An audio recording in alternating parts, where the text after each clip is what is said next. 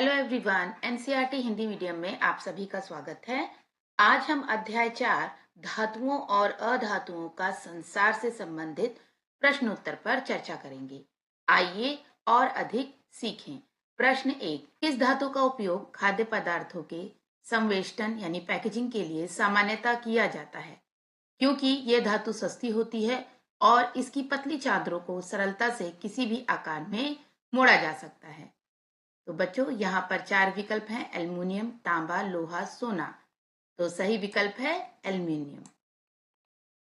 प्रश्न 2, निम्नलिखित में से कौन सी धातु जल के संपर्क में आने पर आग पकड़ लेती है? 4 विकल्प हैं: तांबा, एल्युमिनियम, जिंक, सोडियम। सही उत्तर है सोडियम। उत्तर 4। अगले पे आइए। कारण सहित बताएं कि निम्नलिखित कथन सत्य हैं अथवा असत्य हैं। नंबर 1, एल्युमिनियम और तांबा पात्रों और मूर्तियों को बनाने के लिए उपयोग की जाने वाली अधातुओं के उदाहरण हैं। असत्य। एल्युमिनियम और तांबा धातुएं हैं जो चमक और कठोरता जैसे गुणों के लिए जानी जाती हैं। दूसरा, धातुएं ऑक्सीजन के साथ मिलकर ऑक्साइड बनाती हैं जिनका विलयन नीले लिटमस पत्र को लाल में परिवर्तित कर देता है। उत्तर असत्य है।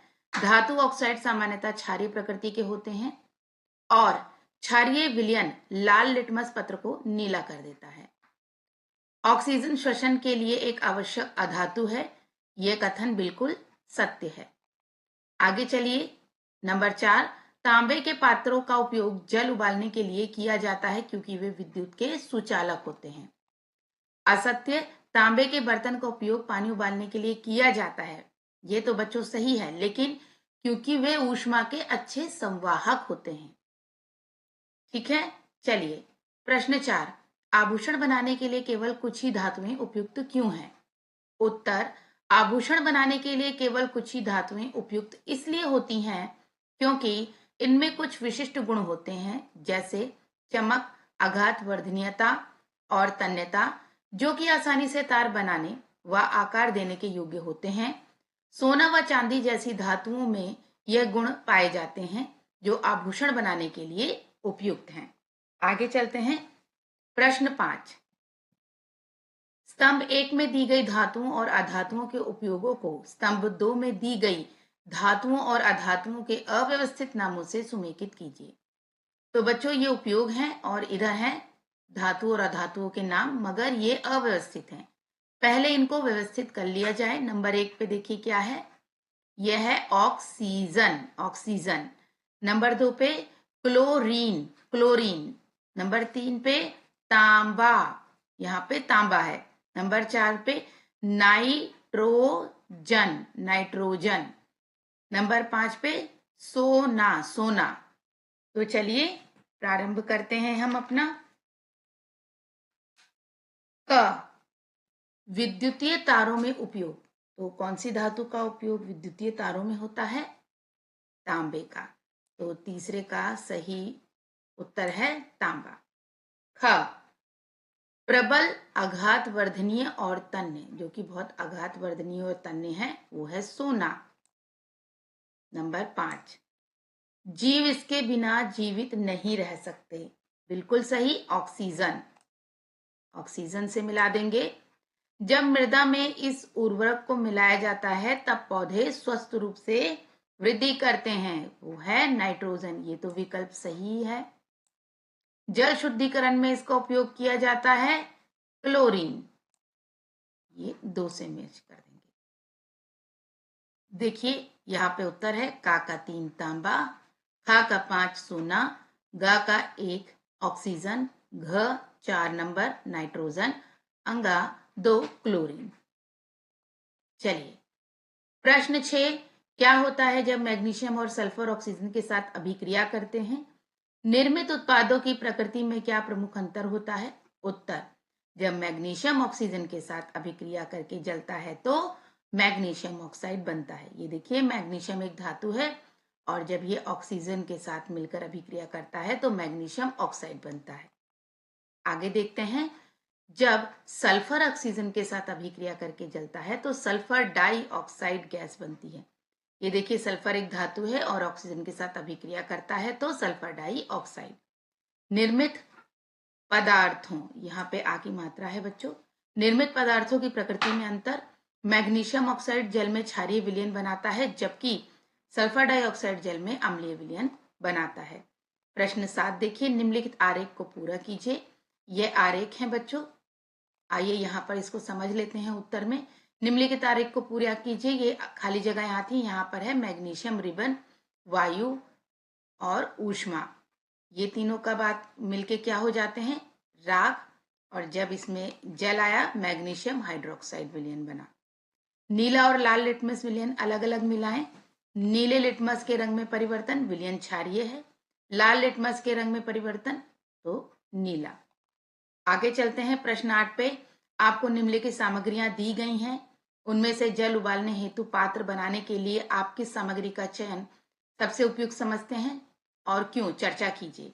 देखिए, आपको दी गई हैं जो धातुएं वे हैं पात्र: लोहा, तांबा, सल्फर, कोयला, प्लास्टिक, लकड़ी और गत्ते। तो बच्चों, जल को उबालने हेतु पात्र बनाने के लिए सबसे उपयुक्त सामग्री है लोहा और तांबा, क्योंकि लोहा और तांबा जैसी धातुएं ऊष्मा की अच्छी संवाहक होती हैं, जो कि जल को उबालने हेतु सबसे उपयुक्त है। प्रश्न 9 पे आ जाइए। आपको लोहे की 3 कीलें दी गई हैं, जिनमें से प्रत्येक क्रमशः तेल, जल और सिरके में डूबी हुई हैं। कौन सी लोहे की कील में जंग नहीं लगेगा और क्यों? उत्तर है, तेल में डूबी लोहे की कील में जंग लगने की संभावना कम होती है, क्योंकि जंग लगने के लिए हवा यानी हवा में उपस्थित ऑक्सीजन और पानी दोनों की आवश्यकता होती है।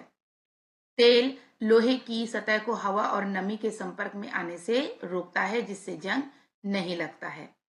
प्रश्न 10, धातुओं और अधातुओं के दैनिक जीवन में उपयोग को उनके विभिन्न गुणों के आधार पर कैसे निर्धारित किया जाता है? उत्तर है, धातुओं और अधातुओं के दैनिक जीवन में उपयोग को उनके निम्नलिखित गुणों के आधार पर निर्धारित किया जाता है। अब देखिए, धातु अच्छी विद्युत चालकता होती है तो उनका तार बनाए जाते हैं, विद्युतीय तार बनाए जाते हैं, आपने देखा होगा। अच्छी ऊष्मता चालकता अगर होती है तो भोजन पकाने के बर्तन बनाए जाते हैं। आघात वर्धनीयता या तन्यता होती है तो चादरें बनाने के काम आते हैं, तार बनाने के और आभूषण बनाने के। यदि मजबूती है तो संरचनाएं, देखिए कई आपके घरों में भी स्टैचू बने होंगे, अच्छी अच्छी मूर्तियां होंगी। अगर किसी धातु में मजबूती है तो उसकी मूर्तियां तक बनाई जाती हैं, संरचनाएं बनाई जाती हैं और उसके उपकरण बनाए जाते हैं, यानी औजार। ध्वनि अगर है तो उसकी घंटियां बनाई जाती हैं, और यदि चमक है तो सजावट की चीजें बनाने के काम आते हैं। अब धातु में आ जाएं। कम ऊष्मा चालकता होती है तो हैंडल, जैसे कि लकड़ी में कम ऊष्मा चालकता है तो उसका हैंडल बनता है। भोजन पकाने के बर्तनों के हैंडल बनते हैं, और भी चीजों के हैंडल बनाए जाते हैं। गैसीय अवस्था है तो ऑक्सीजन। ऑक्सीजन देखिए बच्चों, हॉस्पिटल में जो लोगों को सांस लेने में दिक्कत है उन्हें ऑक्सीजन सिलेंडर के द्वारा ऑक्सीजन चढ़ाई जाती है, ये वो ऑक्सीजन है। उर्वरकों के लिए नाइट्रोजन है। विशिष्ट रासायनिक गुण हो तो क्लोरीन, जो कि जल के शुद्धिकरण के लिए काम आता है, और एंटीसेप्टिक के लिए आयोडीन। भंगुरता है हल्की व कम मजबूत संरचनाओं के लिए। भंगुरता होती है तो वो छोटे छोटे टुकड़ों में टूट जाती है, तो ये हल्की या छोटी छोटी संरचनाएं बनाने के काम आते हैं। चलिए प्रश्न 11, लोहे को जंग लगने से बचाने के उपायों में से एक है कि उस पर जिंक धातु की एक पतली परत चढ़ाना।